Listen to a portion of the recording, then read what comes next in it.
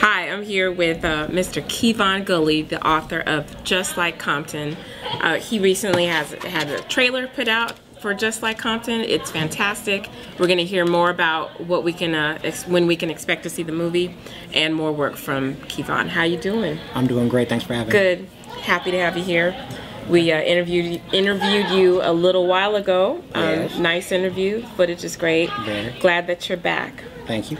Why don't you give us an update on where you are with Just Like Compton, the movie, and any other projects you have going on right now? Okay, since our last interview, Just Like Compton has evolved. We have three versions. There's the hot version, and there's a college required textbook. They teach you that. They use it at Loyola Marymount. And then we have the high school version that's being used. Wait, so you have three versions? Yes, of the same book. Okay, so there's the hot version, which is just like Right. basically uncut. Then you have a college version. I have a college version that's a little bit modified. And then I have the high school version, the academic intermediate edition. So how are the college version and the high school version different? The college version is turned down, and the high school version is turned down completely. There's no cursing, there's no adult anything. Everything's turned down. And I added a redemptive value at the end. Okay. On top of a glossary, and there's a foreword by Dr. Ika Wiebe Bunting, PhD. So, needless to say, I think that's genius. Mm-hmm. How did you arrive to the decision to make all these different versions? The story needed to be told, and I figured what better way than in mass. And in mass, you know, the best place to find a bunch of kids together is at a school. Mm-hmm. You know, so I figured I'd tell the story at a school. In a nutshell, what is your story? What is this telling us? You don't have to be what you were. I'm the epitome of change. You know, I'm proof that you can come from 0 and then go to 60. Mm-hmm. You just have to believe. You grew up in Compton? Absolutely. Rosecrans and Wilmington. What happened there? The call of the streets was too much for me, and I answered. Mm-hmm. You know, I ended up in the streets, started going to prison, started going to YA, picking up guns, gang banging, you know, the run of the mill, every system, foster homes, juvenile hall, youth authority, and then finally prison. Okay. You know, I progressed. All right, but you're here to tell your story. Yes. You wrote a book, so how did you get from being off the track to getting on the track? And being able to put together not only one book, but a college level version, a high school version. I think that's fantastic. Personally, I do.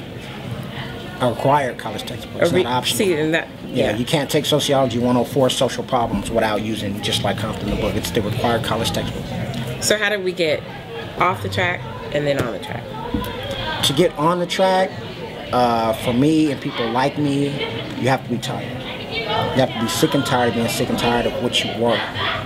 And once you become sick and tired, you're ready to change. And I was ready to change. That's good. That's good. Can you tell us of any accounts of people coming to you and saying that this book has changed their lives? Yes, I actually do a lot of speaking engagements, foster home symposiums, and I spoke at Cal State Northridge and USC on a panel. And people say that they thank me for telling the truth. Because I don't put this isn't a book where I win every time. I put my losses in here. I was an honest author. When I lost, and I told the truth. And people can relate to, okay, he's not Superman. He does lose. He is human. You know, when I cried, it's in here. When I hurt, it's in here. When my grandmother passed, it's in here. The fact that I did 13 years in prison, I have an 18-year-old son, but I don't know him. It's in here. You know, and so people relate to the realness of it. All right, that's good. Do you have any other books you're working on? No, we're actually promoting the film. The film was shown first at the Zanzibar International Film Festival in Africa to a crowd of 2 million. You know, there's 2 films that got standing ovations, us and Mario Van Peebles, but only 2 films that got standing ovations. Mine was shown as a short. And then we screened it here at USC, at Mark Tepper Hall. All right. Well, I mean, I'm just going to interrupt, and before we move on, just say I'm very proud of you. Thank you. Because a lot of people don't get a chance to turn negatives into positives. And the fact that you've reached people in Africa, people in college, people in foster care, people in prison, and you have a story to tell, and that someone can get something out of it, that's huge. Kids need to know. Huge. The way you reach a kid is they need to see it. You can't tell them. Absolutely. If I walk in a room in a suit, they're going to be turned off by me. Yeah, because they can't relate to They you. expect to see me coming. Mm-hmm. They don't expect this.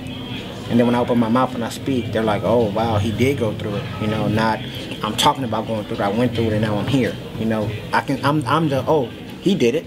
I'm that guy. Right. You know, not I'm doing it. I did it. have you been able, since you've put this book out, have you been able to branch far outside of California? I know you mentioned Africa, but absolutely. What do you do in the United States? Where are you most of the time? Where are you moving around? The book's been endorsed. The high school book's been endorsed by Pine Forest High School in North Carolina, Jackson State University. Dr. Janice Kinney Neal, she's using it. Loyola Marymount, and DeSoto, Texas. Curtis Dean Middle School. They were the first high school to use the high school version of the book. Okay. And it blew me away because they don't know anything about Compton, but it's not about Compton, it's the story within. Right. You know, that it doesn't matter where you came from, you can change the middle and the end of your story. That's the focus. Absolutely. Absolutely. What's your next step? What do you think? I know you're working on getting your movie out there. What do you think you're going to do next? Swag. Swag is my nonprofit organization. It's students writing against gangs. Okay. And it's focused on at-risk youth. You know, I want the ones that people turn their backs on. You know, it's not that they're bad, they just don't relate to you. And that's the problem with us in our community. We send the wrong guy. And here's what I mean. When I was in juvenile hall, they sent the priest to talk to me. Wrong guy. You should have sent him, the ex-gang member. I would have listened to him. But instead we sent the priest. I'm not Catholic, so I don't want to hear what this guy has to say. But if you would have sent him, I would have listened. So now I'm taking it upon myself to send myself to talk to these boys. You're sending yourself? Are you sending other people that yes, have I have an entire team with me that go in there, from Hispanic gang members all the way to other gang members. Well, former gang members that have turned their lives around but still have influence in their neighborhoods. That's what's important. You can't turn your life around and then move to Palmdale. You have to be right here. The kids need to see you, and that's what's important. And that's going to become increasingly more so over the years here in the country. This country. They're already donating money. I have people like they haven't even finished the 501c3 papers, and they're already donating money. Well, it's a worthy cause. It's very, very good, very important. What's your ultimate goal? I mean, you may. There's so many. Yeah. I mean, you may feel like. But the ultimate, saving little black boys. Okay. That's my goal. Okay. You know, maybe I can branch out to other people, but right now, saving little black boys. You know? All right. And I may have asked you about this already. When do you think your movie will be out? Well, I'm still taking meetings for funding. I'm walking away from deals that aren't financially what I'm asking for. Okay. Because I know what it's going to do. Remember, there's never been a movie about Compton. I'm the first to do it.